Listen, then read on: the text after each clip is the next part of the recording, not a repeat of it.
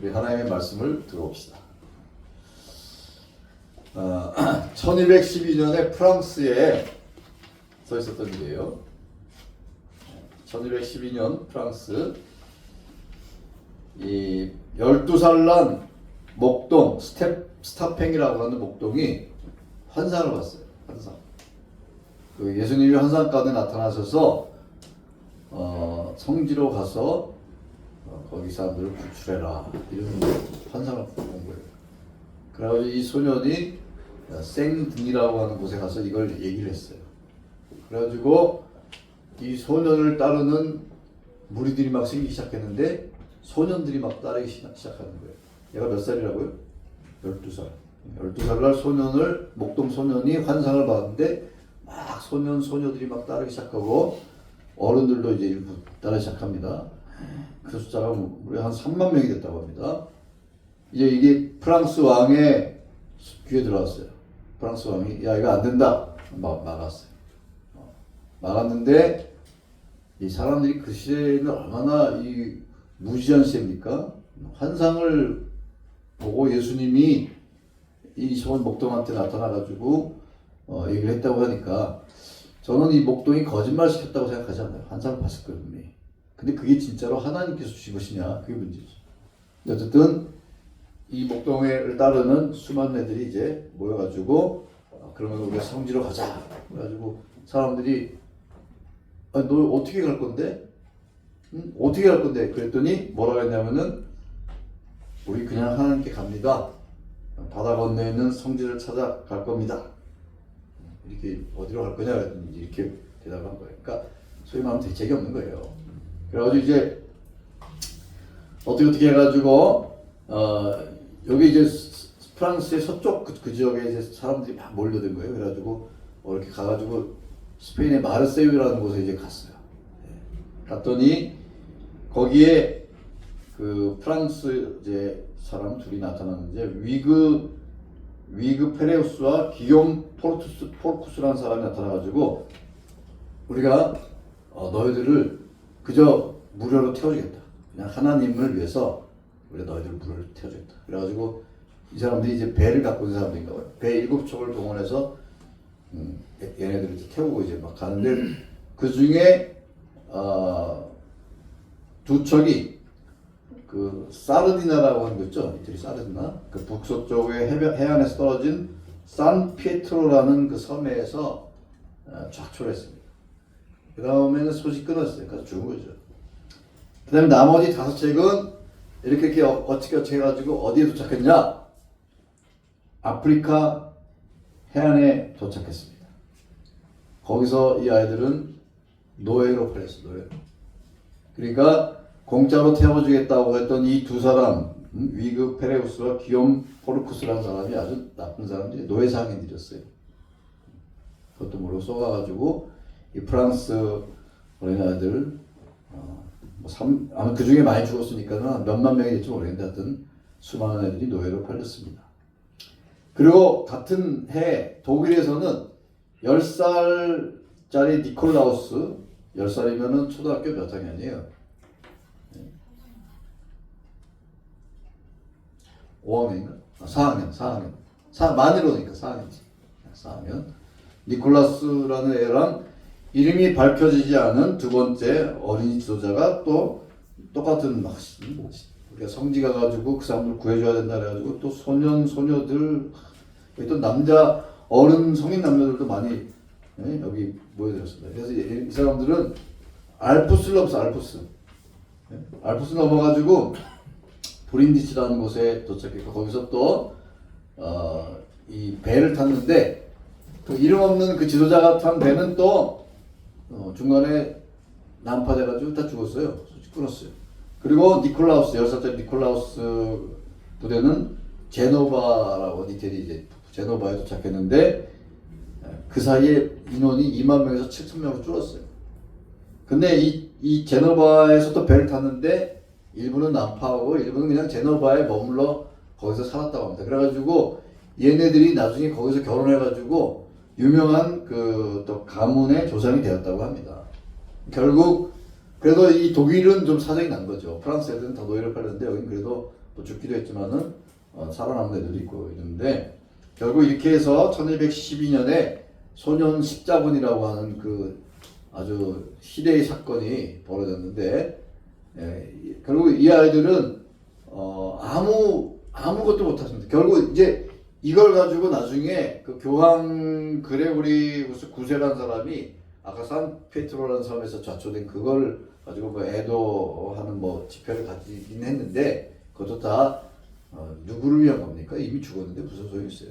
그리고 이노켄티우스 3세는 이제 또 성지를 위한 십자군을 모집하려고 할 때 얘네들을 이용하는 거예요. 야, 이 어린애들도 이렇게 했는데 너희도 좀 해라. 막 이런 비극적인 사건이 1212년에 벌어졌습니다. 우리가 이 사건에서 어떤 교훈을 얻습니까? 저는 이걸 보고 어린이는 지도자가 될 수가 없다. 나이가 어리면 지도자가 될 수가 없다는 거예요. 뭐 골목대장은 할 수 있죠. 근데 골목대장도 잘못하면 애들이 다 골목대장 따라갔다가 잘못하면 죽는 거예요. 저도 어렸을 때 애들하고 몰려가 다니면서 무슨 동물 탐험도 한다 그러고 뭐 이상한 짓 많이 했어요. 근데 좀 살아있는 게 다 하나님의 은혜지 뭐. 뭐 우리 남자들은 다 그런 경험했을 거예요. 그러니까 이게 애들 판단력이 없어요. 판단력이 없어. 판단력이 없고 순진해요. 어른들의 말을 고지고대로 믿어요. 그래서 우리가 어른을 가르쳐서 애가 따라하는 게 좋은 게 아니에요. 순진하다는 것도 좋은 게 아니에요. 그건 애와 어른의 차이는 뭐냐면은 언제 어린아이가 애가 되냐면은 우리 초은이하고 언니는 내 눈을 보고 문제 답을 해보세요. 산타클로스가 존재한다. 이걸 믿으면은 아직 어린아이. 근데 그걸 믿지 않으면은 어린 자는 빼야 돼. 그냥 아이. 이렇게 되는 겁니다. 그러니까 어른들이 하는 말을 고지고대로 듣는 이게 바로 어린아이의 특징인데 그게 이 세상 살아갈 때는 굉장히 아주 큰 결격 사유가 되는데 오늘 예수님은 오히려 그 부분을 가지고 제자들을 교육하십니다. 오늘 읽은 본문이 그거예요. 오늘 읽은 본문을 우리가 성경에서 자주 읽지만은 별로 이렇게 깊이 생각을 안 해보는데 오늘 이 말씀을 듣고 좀 생각을 해보시기 바랍니다. 이제 두 가지 사건인데 하나는 제자들이 천국에서는 누가 큽니까? 이렇게 물어봤어요. 제자들이 도대체 왜 이런 질문을 했을까? 그 배경이 뭘까? 여러 가지 그 해석인데 하나는 뭐 이런 거예요. 앞으로 미래에 닥칠 영광을 생각하면서 내가 천국에서 어느 정도의 그 위대한 사람이 될까 이런 생각을 했을 거라는 추측이 있고 또 하나는 이 앞에 보면은 이제 예수님이 그 12제자들 중에서도 특히 베드로, 야고보, 요한을 세 명을 좀 이렇게 뭐 변호사도 데리고 가시고 막 그랬잖아요. 그래서 베드로, 야고보, 요한을 보고 쟤네들은 특별 대접받나? 뭐 이런 생각에 이런 질문을 했을 수도 있어요. 어쨌거나 이 질문은 사실은 적절한 질문이 아닙니다. 왜냐하면은 예수님한테 이런 질문을 하기 직전에 어떤 사건이 있었냐면은 여기 앞에 읽어보시면은 예수님이 앞으로 내가 고난받고 십자가에 달리고 부활할 것이다. 그 다음에 너희들도 그런 고난에 동참한다. 이런 얘기를 하셨어요. 그러니까 예수님이 가시는 길이 얼마나 이 세상의 길과 다른가. 예수님은 메시아로 오셨지만은 이 이스라엘 사람들이 기대하는 메시아가 아니다라는 그런 얘기를 했는데 그러면 그걸 듣고 막 고민하고 막 그래야 될 거 아닙니까? 우리도 예수님의 길에 동참하려면은 고난을 받아야 된다? 고민하고 그래야 되는데 전혀 그런 고민은 하지 않고 정신이 딴 데 팔린 겁니다. 그러니까 예수님의 메시지, 예수님의 가르침의 이 기본적인 핵심은 뭐냐면은 예수님은 낮아지심, 비하, 자기 비하 그것의 결정체입니다. 예수님은 이 땅에 낮아지시기 위해서 오신 거예요. 그리고 제자도 예수님을 따르는 제자의 길은 어떤 길이에요? 낮아지는 길이에요.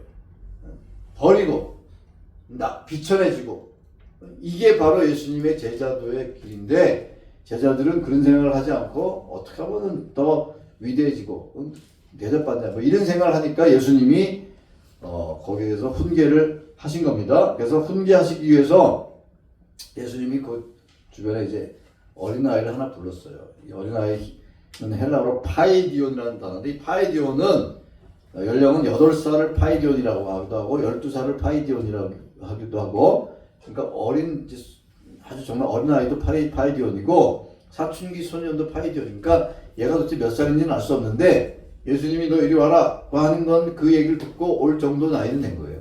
그러니까 아마 한 최소한 8, 9살 이상은 되지 않았겠습니까? 아주 뭐 어린애는 아니겠죠. 그래서 이 아이를 이제 불러다가 세우시고 나서 뭐라고 하셨냐면은 제자들 향해서 너희가 돌이켜 어린 아이들과 같이 되지 않으면 결단코 천국에 들어갈 수 없다. 그러니까 천국에 들어가려면은 어린 아이처럼 돼야 된다 그 얘기예요. 우리는 이 말을 그냥 대충 이렇게 흘려보내는 경향이 있어요. 그래, 어린아이 천국에 들어가려면 어린아이처럼 돼야 된다. 그러면 천국에 어린아이와 같이 되지 않으면 천국에 못 들어간다는 얘기 아니에요. 그럼 어린아이처럼 된다는 게 도대체 무슨 뜻인가? 이걸 우리 고민해봐야죠. 우리 몸이 뭐 줄어들어가지고 어린아이처럼 된다는 그 얘기는 아닐 거 아니에요. 그럼 어린아이의 어떤 특성을 예수님이 하시는 말씀이실까? 그 뒤에 18장 4절에 보면은 뭐라 그러셨냐면은 이 어린아이와 같이 자기를 낮추는 사람이, 자기를 낮추는 그런 사람이 천국에서 큰 자다. 자기를 낮춘다는 것은 무슨 뜻이에요? 겸손이잖아요. 겸손. 자기 비하. 자기를 낮춘 그 자기 비하의 가장 모델, 표준, 그분이 누구세요? 그분이 예수님이세요. 예수님. 우리 빌립보서 2장 5절부터 8절을 한번 찾아서 읽어봅시다. 이게 아주 예수님의 자기 비하를 아주 잘 표현한 성경 구절이에요. 신약 성경 320페이지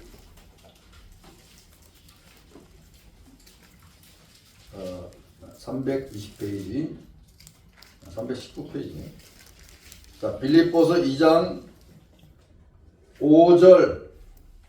5절부터 8절까지를 우리 한 목소리로 읽어보겠습니다. 시작. 너희 안에 이 마음을 품으라. 곧 그리스도 예수의 마음이니 그는 하나님의 본체시나 하나님과 동등됨을 취할 것으로 여기지 아니하시고 오히려 자기를 비워 종의 형체를 가지사 사람들과 같이 되셨고 사람의 모양을 나타나사 자기를 낮추시고 죽기까지 복종하셨으니 곧 십자가에 죽으시니라. 예.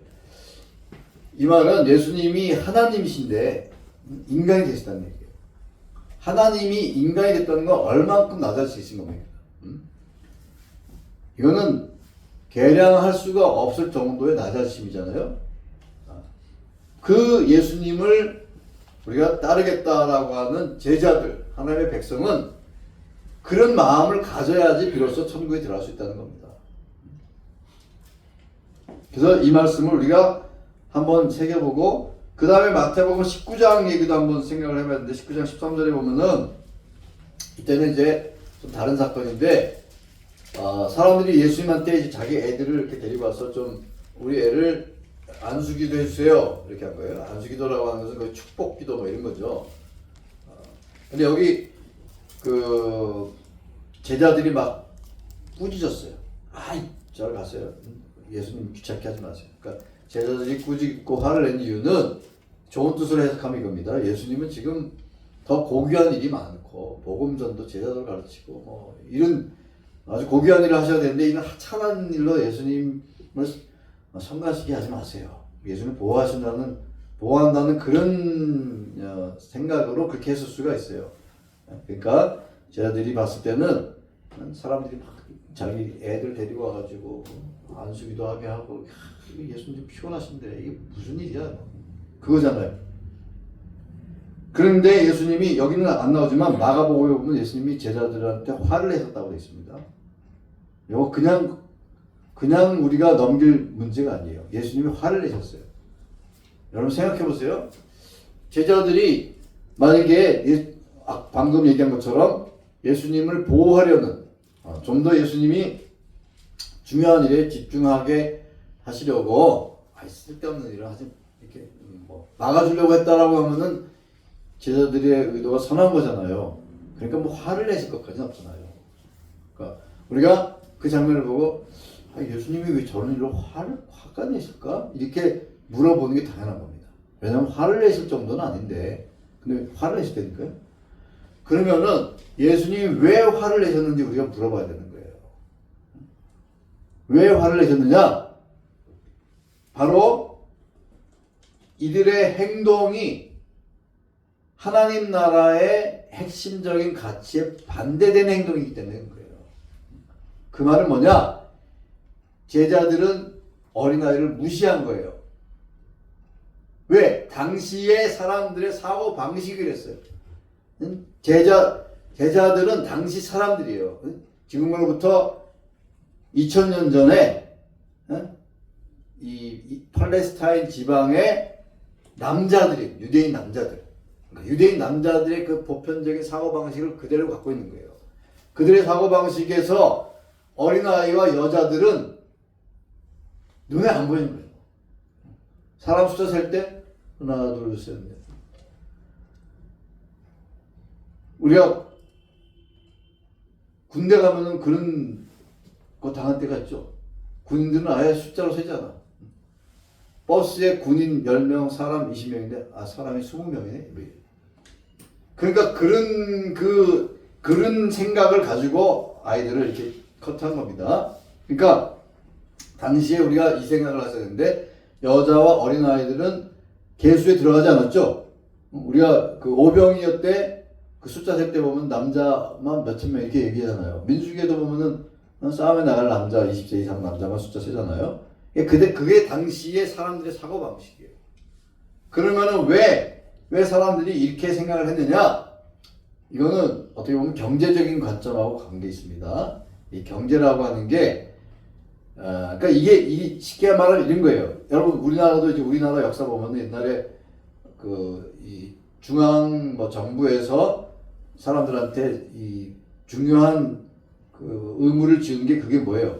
병력의 의무. 그 다음에 노동력이잖아, 노동력. 그 다음에 무슨 세금 내기 하잖아요. 그러면 노동력이라고 하는 것은 일을 할 수 있는 그런 힘이 있어야 되는 거 아니에요? 노동력. 그 다음 병력의 의무 나가 싸우려면은 주로 이게 누가 하는 거예요? 남자들이 하는 거예요. 그게 10몇 살인지 20살인지 모르겠는데 그 남자들이 할 수 있는 거예요. 그러니까 어린아이들은 존재 가치가 없는 거예요.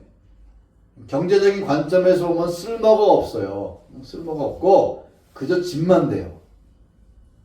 이게 이런 나쁜 그러니까 아이를 보는 관점이 얘는 경제적으로 보탬이 안 돼.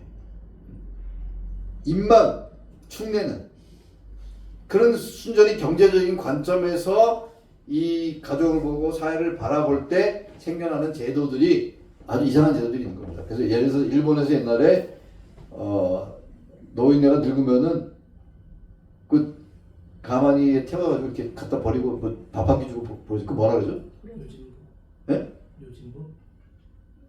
왜? 일본 말로 말고 한국말로 고려장. 고려장은 고려인들이 했다는 말인데 일본에는 아까 묘진보 이런데 그 소설을 보면 나와 일본 소설로. 그래가지고 일본 나이가 들었는데 자기가 치아가 튼튼한 일부러 자기 치아를 이렇게 돌로 깨고 이런 내용. 이게 얼마나 이게 말이 안 돼. 근데 그게 왜 그러냐? 쌀 생산량은 한정돼 있는데 노동력을 제공하지는 않고 밥만 축내고 야 이거 민폐다. 이게 순전히 경제적인 관점에서 바라보는 겁니다. 그러니 어린아이들은 경제적인 관점에서 봤을 때 이 농촌이나 이런 데서 무슨 노동력 제공 농촌에서 일을 하려면은 하는 게 풀 뽑고 이런 거지. 일이 도움이 안 되는 거예요. 그런 순전히 그런 관점에서 어린아이와 여자들 봤을 때는 아이들의 가치가 존재 가치가 없는 겁니다. 사회적 지위도 없고 그게 예를 들어서 어린아이인데 신분이 왕이다. 그러면 얘기가 달라지죠. 그리고 어린아이인데 아버지가 엄청난 유산을 물려줬다. 그러면 그 얘기가 달라지는 거예요. 그러니까 우리가 어린아이를 바라보는 이런 사회적인 관점, 경제적인 관점 이런 것들이 은연중에 사람들 사이에 스며들다 보면은 그것이 사람들을 어떻게 보느냐 하는 그런 어떤 가치관에 반영이 되는 겁니다. 예수님은 바로 그 점 때문에 제자들을 꾸짖으신 거예요. 너희가 나를 따르겠다고 하면서 아직도 그 정신 못 차리고 있느냐? 우리가 하나님을 믿고 예수님을 믿고 예수님의 길을 따르겠다고 한 제자도가 되는 순간에 확실히 달라져야 될 부분 중에 하나가 뭐냐면 사람을 보는 관점인 겁니다. 이 세상 사람들은 다 어떻게 봅니까? 사람을? 이게 이 세상 사람 다 그렇다는 게 아니라 우리가 사회생활 하다 보면은 이 사람이 나한테 쓸모가 있냐 없냐. 이 직장이라는 게 그렇잖아요. 직장이라는 게 쓸모가 있으면 쓰는 거고 쓸모가 없으면 안 쓰는 거예요. 그거는 뭐 당연한 거예요. 내가 직장을 운영하는 CEO인데 이 사람은 직장 월급만 축 내고 아무런 도움이 안 돼. 그러면 가처분 자르는 거지. 이 사회가 그렇게 돌아가는 거예요. 순전히 그런 관점에서 살다 보니까 내 자신이 야, 이 사회에서 쓸모없는 존재네. 그러니까 막 혼자서 걸으면서 막 이러면 안 된다니까요. 그 하나님은 우리를 그렇게 보시지 않는다. 어린아이를 순전히 경제적인 관점에서 보면 그렇다는 겁니다. 그래서 여러분 제가 설교 시간에 이 어린아이 주일에 몇 번 얘기했지만 그 올리버 트위스트라는 그 소설 있죠. 찰스 디킨스가 쓴.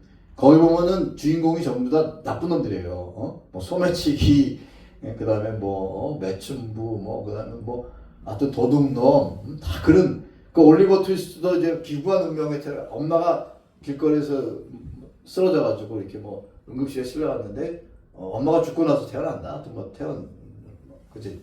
태어나고 엄마가 죽었죠. 태어나자마자 엄마가 죽고 그래가지고 구빈원에 이제 가가지고 거기서 또 이제 뭐 이 밥을 조금 주니까 뽑게 해가지고 밥 많이 달라고 할 애를 뽑자 했는데 올리버 트위스트가 거기 걸렸어요. 그래가지고 애들이 시켜가지고 밥 좀 더 주세요 했더니 줄 거 넣고 이거나 먹어라 꼴밥을 콱 쓰러져가지고 이제 그래가지고 거기 얘를 팝니다. 그래가지고 뭐 굴뚝 청소부한테 팔릴 뻔했다가 뭐 하여튼 그런 기구한 운명으로 나중에 근데 이 반전이 언제 일어났냐?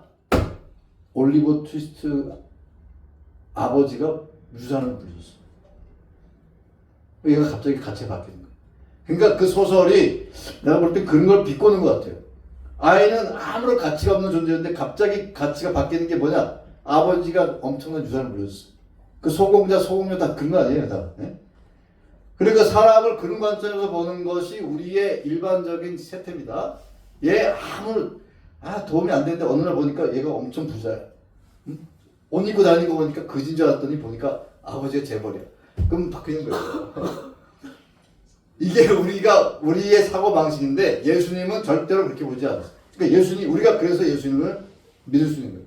예수님은 사람이 갖고 있는 어떤 무슨 재산이라든지 능력이라든지 이런 걸 보지 않으시고 그가 갖고 있는 그 자세, 그분이 얼마나 하나님을 의지하느냐, 하나님께 나오느냐, 그 사람이 얼마나 상한 마음으로 하나님께 나오느냐 이런 관점에서 보시는 겁니다. 이게 하나님의 관점인 거예요. 그래서 이걸 우리는 뭐 목적같이 이용같이 이럽니다. 그 사람이 그냥 그 사람 존재가 좋아서 그 사람 만나고 그 사람하고 교제하고 하는 것이지 그 사람이 뭐 돈이 많아서 뭐 잘생겨서 뭐 어떤 그런 가치 때문이 아니라 이용할 가치가 있어서가 아니라 그냥 그 사람을 만나는 이게 우리 기독교의 성도들의 어떤 사고 방식이 돼야 되는 겁니다. 그런 점에서 예수님이 제자들을 막 화를 내신 거예요. 애라고 뭐 무시하고 그러지 말아라. 그러면서 오히려 애를 딱 데려와서 어린아이를 데려와가지고 천국에서는 이런 어린아이 같이 되지 않으면 천국에 들어갈 수 없다. 이런 교훈을 하신 겁니다. 그리고 어린아이들을 이제 안수하셨어요. 그것은 어린아이를 존귀히 여기신 겁니다. 예수님은 여성들도 존귀히 여기셨잖아요. 그래서 예수님을 남자들보다 어린아이와 이 여자들이 많이 믿었던 거예요, 옛날에. 근데 지금 대한민국에는 어린아이가 옛날 어린아이가 아니에요. 옛날 어린아이들이 정말 무시받고 그래가지고 집안에서는 뭐 천대받고 하니까는 교회 가면은 막 대접받고 하니까 막 제가 유초등부 전사할 때 여름 어린 성경학교 했는데 애들이 600명이 모였어요. 와, 600명. 1학년부터 6학년까지. 와, 그때는 이게 북 치고 막 돌아다니는 동네 애들이 막 따라다녔어요. 뭐 방역차 막 하고 막 따라다녔잖아 우리가 막 그런 거 안 해보셨어요? 그때는 뭐 환등기 영상이 도는다 그러면 애들이 막 좋아가지고 막 은영칸 나면 막 지금은 인형칸 나르면은 막 화가 나가지고 막 바로 차고 시야가 달라진 거예요 지금. 그러니까 그런 점을 우리는 오늘 말씀을 통해서 좀 깊이 생각해보고 그래 어린아이 같이 된다는 게 도대체 뭘까? 그것은 이겁니다. 어린아이는 누군가로부터 보호를 받아야 돼. 그 누군가가 사실 부모죠. 부모의 보호를 받아야 돼. 그러니까 우리 둘은 참 행복하고 감사해야 돼. 부모의 보호를 받는다는 거 아주 감사해야 됩니다. 근데 그런 보호를 못 받는 그러면은 참 불행해지는 겁니다. 그래서 이 어린아이라고 하는 존재는 존재 가치가 없고 신분도 낮고 그래서 누군가를 절대적으로 의존해야 되는 부모를 의존해야 되는 그러한 마음으로 하나님께 나오는 이런 사람들만이 천국에 들어갈 수가 있는 겁니다. 그리고 하나님의 말씀을 거지 그대로 듣고 그 말씀 그대로 실천하려고 하는 이런 순수한 마음. 예수님은 바로 그 점을 얘기한 거예요. 여러분 어린아이한테서도 나쁜 점 찾으려고 하면 맞습니다. 맞아요. 애들도 그 물건 장난감 사달라고 그냥 그 앞에서 이렇게 막 360도 도는 애들이 있어요. 그 애들은 그냥 먼지 패듯이 패야 되는데 그게 무슨 안 되죠. 그러면 안 됩니다. 그러니까 예수님의 말씀을 우리가 깊이 새겨 들어야 됩니다. 요새 어린아이들은 참 복받은 게 제가 이 설교 준비하면서 그 노동운동 자체를 보니까 영국 산업혁명 직후에 여러분 영국의 산업혁명이 이제 생기면서 옛날에 수십 명, 수백 명이 하던 거를 기계가 막 해내잖아요. 그러면서 이제 특히 면직공업에 여성과 어린아이들이 많이 동원됐다고 합니다. 그래서 법도 만들었어요. 아동들은 안 된다! 뭐 이런 법이 만들어지기 전까지는 요새 말하면 보육원에서 이제 공장에서 이제 보육원한테 얘들을 우리가 먹여 살리고 기술을 가르쳐 주겠다. 그러니까 보육원에서 맡기는 거예요. 근데 말이 뭐 기술이지 걔들 하는 일이 뭐냐면은 주로 이거예요. 이 방찰하고 있습니다. 방찰 뭔지 아세요? 이 방찰하는 게 이제 솜 같은 것에서 씨를 자아내는 그런 기계인데 그 밑에 보면 이렇게 막 먼지 같은 거 쌓이고 뭐 실 같은 거 떨어지잖아요. 그럼 그런 거 청소하는 거예요. 청소하고 그다음에 실 끊어진 거 이런 거 막 있는 거 이런 걸 다 애들이 했다고 합니다. 몇 살짜리 애들이냐? 14살, 뭐 10살 뭐 이런 애들이. 그래서 그런 애들이 또 하루 종일 쭈그려 앉아서 하는 거예요. 그리고 하루에 몇 시간 일하느냐? 14시간. 14시간, 15시간. 그래서 방차 밑을 기어다니면서 계속 기어다니면서 청소하고 뭐 이런 걸 애들이 했었어요. 그래가지고 나중에는 이제 법으로 금지하고 하는데 이런 애들 왜 쓰느냐? 임금을 조금만 줘도 되니까. 어른 임금에 뭐 반도 안 줘도 되니까. 그러니까 이런 애들 쓰는 거예요. 지금도 이 제3세계 뭐 방글라데시 이런 데 보면 그런 애들이 많습니다. 하루에 뭐 우리 돈으로 1,000원 받고 뭐 하루에 뭐 12시간 일하고 이런 애들도 많아요. 제가 어제 그 세계는 지금이라 프로 보니까 거기 그 가나에 14살짜리 남자애들이 14살이면 중3이 중3. 아 중2인가? 아 중2죠 중2. 중2 중3 14, 15 이런 애들이 업으로 나가가지고 밤새도록 막 금을 끌어내는데 너무 힘드니까 막 애들이 막 이게 막 힘이 붙여서 안 할 수가 없어요.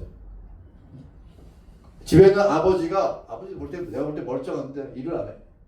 직업이 없다고 그래서. 그런 애들을 보면은 참 우리 대한민국의 애들은 감사해야 되고, 근데 어떻게 보면 애들이라고 하는 것은 부모의 보호 없으면 그렇게 내몰리는 겁니다. 그런 존재라는 사실을 염두에 두고 오늘 이 말씀을 읽어야 됩니다.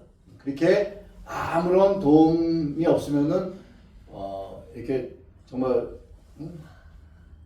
죽을 수밖에 없는 그런 연약하고 무가치해 보이고 존재 가치가 이렇게 없어 보이는 신분도 낮고 그래서 자기를 이제 낮춘다는 얘기는 자기의 처지라니까 그 정도의 그런 겸손한 마음이 있어야만이 천국에 들어갈 수 있다.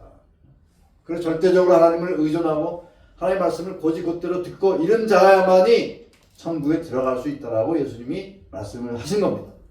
그래서 우리 성도님들도 오늘 1년에 한 번이지만 어린이 주일을 맞아서 나한테 그런 순수한 믿음이 있는가? 우리가 이제 막 지식이 늘어나고 어른이 되고 하면서 점점 성경을 볼 때 약간 삐딱한 관점들이 생기는 거예요. 뭐 주워 듣는 것도 있고, 뭐 이 세상에서 얘기하는 거 있고, 뭐 보면은 뭐 영국 BBC에서 무슨 프로그램 만들었는데 뭐 그런 얘기 들으면서 점점 뭐 의심의 눈이 생기고 비판적이 되고, 그러한 마음으로 성경을 믿고 하나님을 믿으면은 마음의 믿음이 사라지고 천국에 들어갈 수 없다는 겁니다. 천국은 순수한 마음, 어린아이 같은 그런 순수하고 순진하고 하나님을 절대적으로 의존하는 그런 마음이 있어야만이 천국에 들어갈 수 있다라고 예수님이 말씀하신 겁니다. 그래서 오늘 이 말씀을 듣고 우리 성도들의 마음에 그런 믿음이 생기기를 바랍니다. 그런 믿음이 있어요. 그런 믿음으로 우리가 주님께 나아가야 됩니다. 그래서 오늘 다시 요약하면 예수님이 첫째로 당시 사회에는 어린아이와 여자를 낮고 천하게 평가했는데 주님은 제자들에게 이 점을 오히려 주목하게 하시면서 제자도가 된다는 것은 정반대로 가는 거예요. 그런 사람들을 존중하고 그 사람들이 갖고 있는 어떤 뭐 능력이나 이런 걸 보고 그 사람을 판단하는 게 아니라 그 사람 본연의 존재 가치를 존중해주는, 여러분 그게 선교사들이 이 땅에 들어왔을 때 우리 조선이 이제 말기가 되면서 이게 조선의 그 어떤 지탱의 어떤 이 신분제도가 막 붕괴되는 조짐이 있었잖아요. 그때 백정 같은 신분이 낮은 사람들이 예수님 많이 믿었어요. 백정들은 엄청 천대받았잖아요. 그런데 선교사들은 뭐 백정이고 뭐 이런 거 안 따잖아요. 그 사람은 그냥 존귀한 하나님의 자녀를 보고 주인을 보고 와서 이제 치료도 해주고 하니까 막 눈물 흘리고 마음이, 그래서 그 백정의 자제 중에서 최초의 의사도 나오고 최초의 간호사도 나오고 뭐 그런 거예요. 놀라운 거죠. 이게 바로 복음이라는 겁니다. 어린이들이 무엇이 중요한가? 어린이들이 사회에서 가장 낮은 위치를 차지하고 있고, 그래서 본인이 굉장히 낮다는 것을 알고 있습니다. 우리가 그런 마음으로 살아야 돼요. 우리가 하나님 나라에 들어가는데 가장 필요한 덕목 하나를 고르라면 그건 바로 겸손이에요. 겸손. 첫째도 겸손, 둘째도 겸손, 셋째도 겸손.